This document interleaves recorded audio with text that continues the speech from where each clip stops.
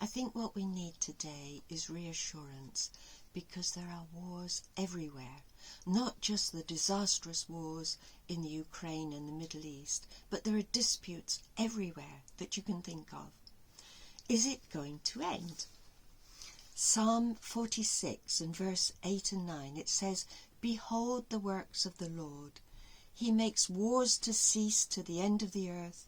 He breaks the bow into pieces, snaps the spear in two. He burns the chariots in the fire." Psalm 72 talks about Jesus' reign. In verse 3, it says, "The mountains shall bring peace to the people." Verse 7, "In his days," that's Jesus' days, "shall the righteous flourish and peace abound till there is a moon no longer." Isaiah chapter 2 says something similar. In verse 4, it says that the Lord will judge between nations and shall decide disputes for many people. They shall beat their swords into plowshares, their spears into pruning hooks. Nation shall not lift up sword against nation, neither shall they learn war any more. In chapter 9 of Isaiah, Jesus is spoken of as the Prince of Peace. So how is this peace going to come about? Is Jesus going to snap his fingers and suddenly there's peace? No, there's more to it than that.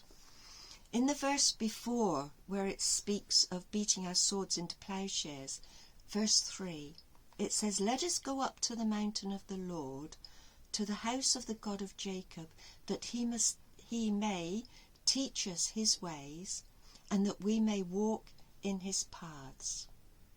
Now, when Jesus came to earth, he knew he had to sacrifice his life for us. He was our ransom.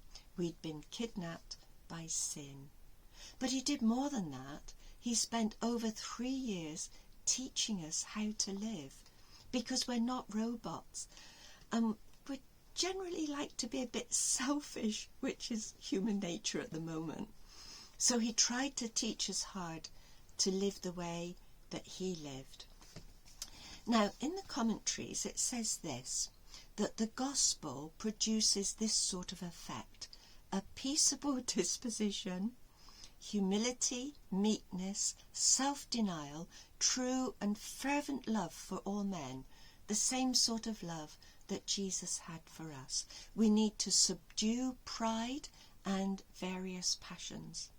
These are the sort of things that Jesus spoke of in the Sermon on the Mount. So if we can, we'd like to be graduates of the school of Jesus Christ and to do our best to live our lives the way that he lived. Now, peace is not tolerance. It's not tolerance of wickedness. And wickedness has got to go, although the Lord wants as many wicked people to change their ways as possible. So he's giving them a chance. However, as you know, I believe the book of Daniel is for our day, because in chapter 12, it says that the book of Daniel was to be sealed till the time of the end. In chapter 11, we have the conflict between north and south, which is still going on today. However, verse 45, "He, the king of the north, shall pitch his palatial tents between the seas and the glorious Mount Zion, yet he shall come to his end with none to help him.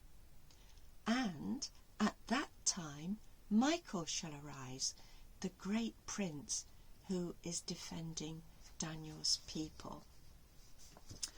So we can look forward to the end of all those who cause conflict, it's a serious business, and God doesn't want to do it unless he has to.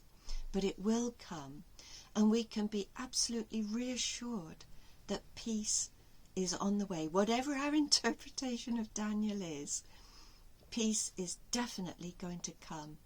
Everything in the Bible has come true so far. This has yet to come true, but it will do so. So we can rest assured that our Lord, our God, and Jesus Christ will keep us safe through a difficult time to come. So thank you so much for watching, and God bless.